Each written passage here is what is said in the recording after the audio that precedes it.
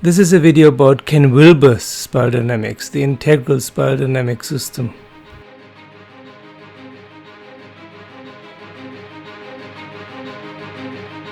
Good morning, this is a video about spiral dynamics and Ken Wilber, how Ken Wilber influenced and changed the system of spiral dynamics. Originally, spiral dynamics has been found, invented, created by Clare Graves and then further developed by his students like Beck, Cohen, Lee and so on. Ken Wilber also found the system quite early in his career, about 20 years ago or so, and has transformed it since. So there are quite a few misunderstandings when people talk about spiral dynamics on YouTube or any other internet forums, because some are talking about the Clare Graves system and some about Wilber's system, which are not the same. Just as I'm very grateful to Beck and Cohen, I'm also very grateful to Ken Wilber because he made it popular. Probably more than Beck and Cohen, Ken Wilber made spiral dynamics popular. It's a great system and he made it well known. But in his very Ken way, he changed quite a few things and incorporated other things, which is a very, very yellow thing to do, to create one big integral theory of everything. And that is what he's very good at. So he incorporated Piaget and Buddhism and Sri Aurobindo. And here again, I have to praise Ken Wilber because he's one of the few teachers in this modern, postmodern era of spirituality who took the trouble to read Sri Aurobindo. So Sri Aurobindo and the Mother. The Mother is a usual title in India. Instead of Sri, you just call the female saint's or guru's mother or Amma. So Sri Aurobindo and the Mother, they were very influential and important gurus at the beginning of the last century. Beginning and middle, including the Second World War time. And the Mother also founded Auroville in India, which is a large spiritual community which still exists. It is very worthwhile to read Sri Aurobindo and the Mother, but they use terms like the overmind and the supermind and so on. And unfortunately, this is very difficult to understand without the experience. And unfortunately, Ken Wilber has used a lot of these ideas to work on the spiral dynamics integral map. By the way, the word integral he also got from Sri Aurobindo because he called his style of yoga integral yoga. Clare Graves, who founded the system of spiral dynamics, used an onion model. First beige, then you add purple, then red, blue, orange, green. That's the first tier, and then second tier starts with yellow and turquoise. And he didn't continue to describe the colors because he didn't have the experience to describe the colors, so he didn't want to speculate. Nor did he call the system spiral dynamics. He called it levels of human existence, and also didn't apply color. Two of his students, Don Beck and Christopher Cohen, they introduced the colors and the new name for the system, and that's what made it popular. And through them, Ken Wilber found the system and immediately recognized its genius. Through his charisma and intelligence, he has long been and still is one of the most popular and influential figures of spirituality today. But then he tried to change the system, and he did. And all kinds of offsprings came from that. And he and his students started to change the names of the colors. Beige became infrared, and purple became magenta. And yellow became teal, and coral became indigo. So you have a nice succession of real light or rainbow colors, and you have a huge mix-up and confusion, especially with teal and coral. Yeah? If someone says coral, Some people never heard of it because they heard of indigo. And if someone says teal, some people mean the fourth color in the second tier, and some people mean the first color in the second tier, which is yellow to most people. So I don't know if that's an improvement. Sorry. Aesthetically, it is an improvement, but otherwise, why change the name of the color? So if we have a quick look at Barrett Brown's compilation, then beige or infrared is called survival, and purple or magenta is called kin spirits, red is called power gods, blue is called truth force, orange is called strive drive, human bond is green, then yellow or Ken Wilber teal is called flex flow, and turquoise is called global view. Sorry, I can't get a better picture, but you can download the article PDF.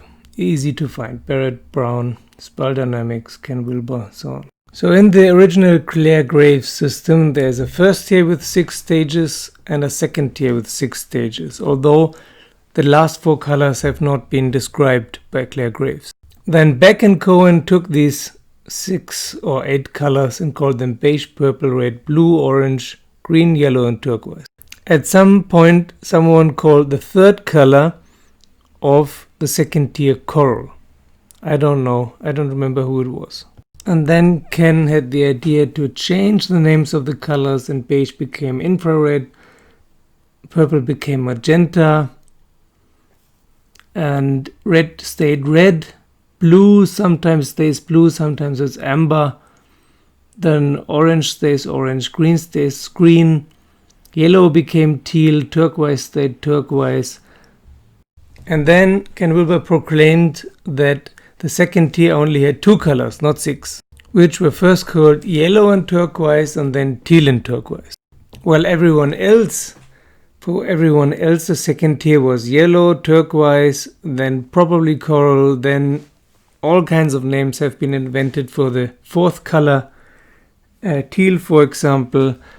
So you get my drift. There's a big confusion here, especially about the color teal. Is it the first or the fourth color of the second tier?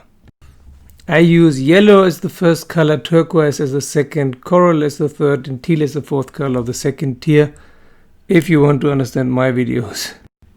Now back to Ken. For Ken,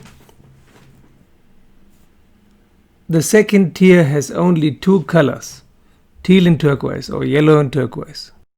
And now this is the big humdinger. Turquoise is basically enlightenment. This is where enlightenment starts. I don't know where he got that from. I totally disagree. It can happen in turquoise, but it doesn't have to happen. And certainly there's a big difference between awakening and enlightenment, and most people never get it. And I have the suspicion that Ken Wilber also didn't get it. Watch my video about what is the difference between awakening and enlightenment. There's a huge difference. Awakening is the disassociation with the ego. You're not a slave of the ego anymore. And enlightenment is something completely different that cannot be described. The best description is non-duality, or being one with everything. But while you're starting to feel that in turquoise, it doesn't mean you're there already. It's the beginning. It's the first step towards enlightenment, not the last. Now, there always have been rumors about a third tier. It's not spelled out in Clare Graves' system, but it's kind of hinted at. But since we don't even know the further colors of the second tier, who knows what the third tier is all about. There were some Indian gurus who described something that could be called the first tier. Meher Baba was one and Sri Aurobindo was the other. So, and since Ken Wilber had read Sri Aurobindo, he assumed that what Sri Aurobindo was talking about was the third tier, and he called the colors of the third tier indigo, violet, ultraviolet, and clear light. Very beautiful. But why 4 colors? Why 6 colors in the first tier, 2 in the second, and 4 in the third? And what are these 4 colors about? Indigo is called the illumined mind, and violet the meta mind, ultraviolet the overmind, and clear light the supermind. So the very strange thing here is that there's always a talk of mind and self, yeah? Integral self, holistic self, unitive self, and so on. The very definition of enlightenment is that you're free from your mind, because your mind is only babbling, it's only internal dialogue, and that you're free from yourself. You don't have the illusion of a self anymore. So I don't know what he means with holistic self and unitive self and so on. There's no more self. So there's not a big confusion in the first year. There are some name changes, but everything stays the same. The confusion is the second and third year, and I made this video so that it's clear what people talk about, because in these colors, especially yellow, turquoise, teal, coral, and so on, there's a big mix-up who is talking about what. The potential confusion that I want to clear up with this video is that in Wilber, the second tier has 2 colors and the third tier 4 colors, while in the Graves-Cohen system, the second tier has 6 colors, and there's yellow, turquoise, coral, and maybe teal. It's not officially named, in 2 unnamed colors. So they're both 6 colors. Use whatever system you like better. Whatever speaks to you aesthetically. Of course, Wilber's system is nicer, but just be aware that there can be a mix-up of names. There can be a confusion, especially if people talk about teal. These are 2 totally different things, yeah?